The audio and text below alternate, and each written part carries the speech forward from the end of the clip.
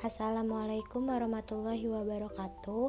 Kami dari kelompok 1 yang beranggotakan saya Dinda Ayu Kisdianti, yang kedua ada Miftahul Jana, kemudian Muhammad Trisna Abdul Aziz dan Salsabila Umi Khalifah. Di sini kami akan mempresentasikan tentang pengertian dan ruang lingkup anatomi fisiologi makhluk hidup. Materi yang pertama adalah pengertian anatomi. Apa yang dimaksud dengan anatomi? Anatomi berasal dari bahasa Yunani yaitu anatomia, dari anatemnein yang artinya memotong. Jadi, anatomi adalah cabang dari ilmu biologi yang berhubungan dengan struktur dan organ dari makhluk hidup. Anatomi makhluk hidup terbagi menjadi 3. Yang pertama ada anatomi manusia, yang kedua anatomi hewan atau zootomi, dan yang ketiga ada anatomi tumbuhan atau fitoanatomi. Tetapi dalam materi kali ini hanya akan dibahas 2 anatomi, yaitu anatomi hewan atau zootomi dan anatomi tumbuhan atau fitoanatomi.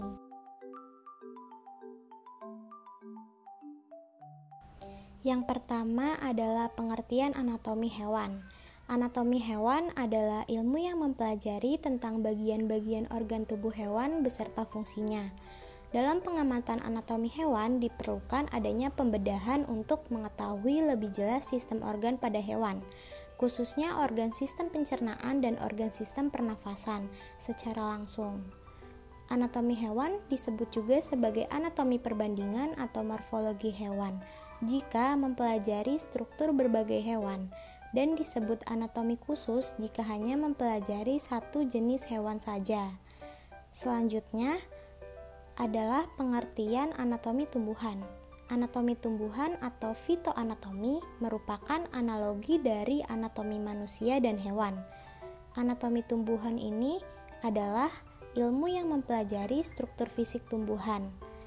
Yang ketiga adalah macam atau jenis anatomi tumbuhan. Terbagi menjadi 3 bagian berdasarkan hierarki dalam kehidupan. Yang pertama ada organologi yang mempelajari struktur dan fungsi organ berdasarkan jaringan-jaringan penyusunnya. Yang kedua ada histologi yang mempelajari struktur dan fungsi berbagai jaringan berdasarkan bentuk dan peran sel penyusunnya. Yang ketiga ada sitologi yang mempelajari struktur dan fungsi sel serta organel-organel di dalamnya, proses kehidupan dalam sel, serta hubungan antara satu sel dengan sel yang lainnya. Sitologi dikenal juga sebagai biologi sel. Materi selanjutnya yaitu pengertian fisiologi tumbuhan dan hewan.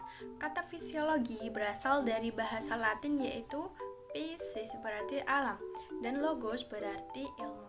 Fisiologi adalah ilmu yang mempelajari fungsi norma tubuh dengan berbagai gejala yang ada pada sistem hidup, serta pengaturan terhadap semua fungsi yang ada dalam sistem tersebut. Fisiologi juga membahas bagaimana organisme hidup mengatasi pengaruh lingkungan tempat hidupnya, seperti bagaimana makhluk hidup tersebut mendapatkan cukup air dan menghindari terlalu banyak air yang dapat menghambat kehidupannya, menghindari suhu terlalu dingin atau terlalu panas yang dapat mematikan, bergerak menuju kehidupan yang baik, dan bagaimana ia mendapat informasi tentang lingkungan yang ada di sekitarnya. Fisiologi digunakan untuk berbagai bidang kajian, seperti molekul, sel, jaringan, organ sistem organ, serta organisme secara keseluruhan, yang menjalankan fungsi fisik dan kimianya. Berdasarkan objek kajiannya dikenal fisiologi tumbuhan, fisiologi manusia, dan fisiologi hewan. Meskipun prinsip fisiologi bersifat universal, tidak tergantung pada jenis organisme yang dipelajari.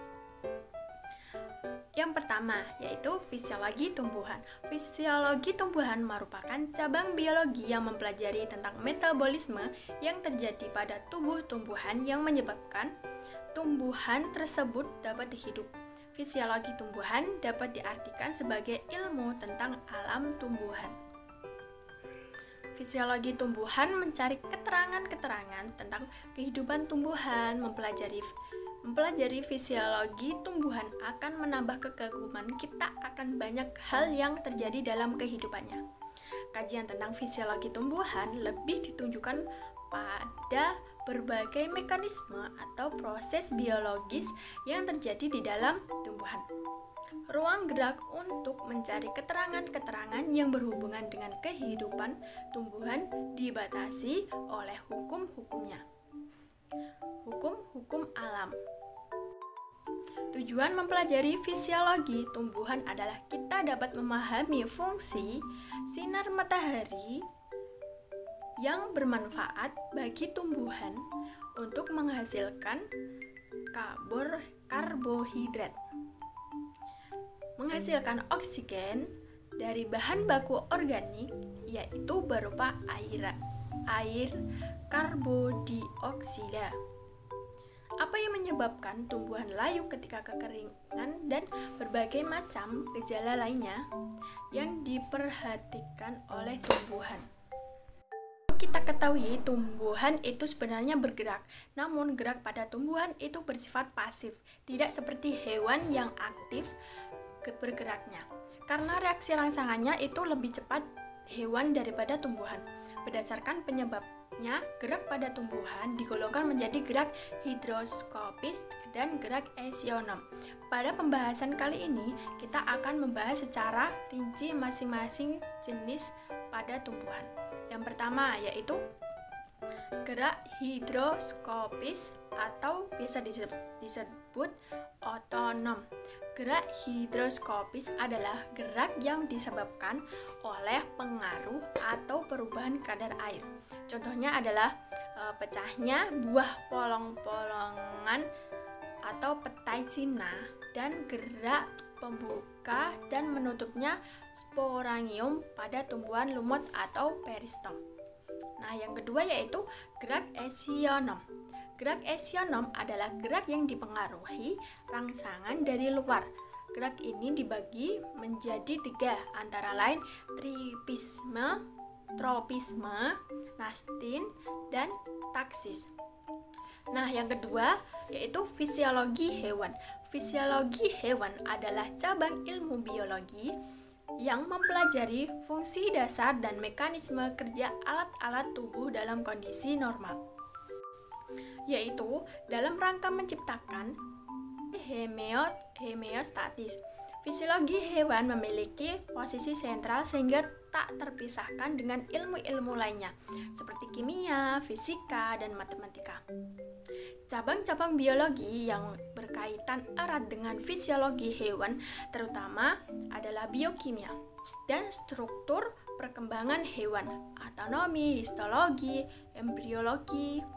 Ilmu ini membahas dan mengkaji mengenai mekanisme, kerja fungsi, kehidupan, dan segala sesuatu yang dilakukan hewan dengan berbagai penyebab yang ada pada sistem hidup, serta pengaturan atas segala fungsi dalam sistem hidup. Kehidupan dipengaruhi oleh lingkungan, luar, dan aktivitas hewan sehingga mempengaruhi lingkungan internal tubuh. Hewan yang dapat berubah warna harus mempertahankan diri atau beradaptasi sesuai kemampuan yang dimiliki. Dengan meyakini bahwa setiap proses metabolisme pada tumbuhan dan hewan dapat dijelaskan secara kimia dan fisika, maka jelas bahwa pengetahuan dasar tentang prinsip reaksi kimia dan fisika merupakan bekal utama untuk mengkaji secara mendalam setiap fenomena fisiologi tumbuhan satu sel sampai tumbuhan tingkat tinggi. Atau fisiologi juga dapat didefinisikan menjadi ilmu yang mempelajari tentang proses-proses yang terjadi di dalam tubuh hewan, meliputi proses antara lain 1. Pertumbuhan, pergerakan atau berpindah tempat, pertukaran zat, reproduksi, reaksi terhadap rangsang, pencernaan makanan, peredaran darah atau cairan tubuh. Dalam fisiologi dikaji lebih dalam tentang bagaimana mekanisme yang menggerakkan proses-proses kehidupan, mulai dari pengendalian dan proses terjadinya pada tataran molekuler,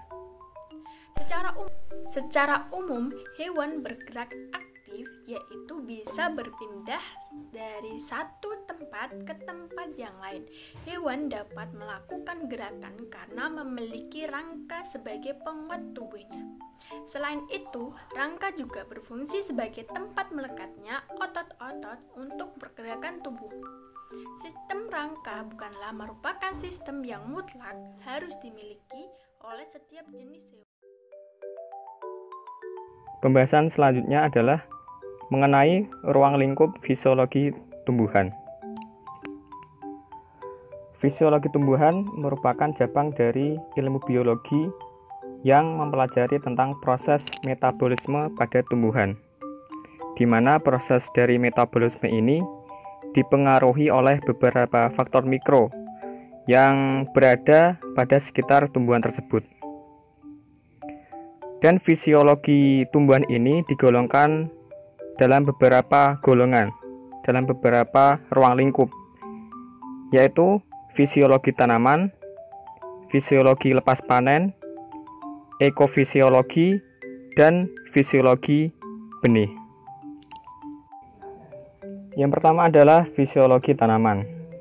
Fisiologi tanaman merupakan bagian cabang dari ilmu biologi yang mempelajari tentang bagaimana proses metabolisme pada tanaman, pada tumbuhan yang membuat tanaman tersebut tetap bertahan hidup. Proses ini terjadi pada tubuh tanaman. Proses metabolisme tumbuhan dipengaruhi oleh berbagai faktor yang melingkupi lingkungan mikro di sekitar tumbuhan tersebut. Oleh karena itu, pada ilmu fisiologi tanaman ini, kita harus memahami berbagai macam konsep dasar dari ilmu fisika dan kimia. Fisiologi tanaman berkaitan dengan proses kehidupan tanaman. Dan sejak awal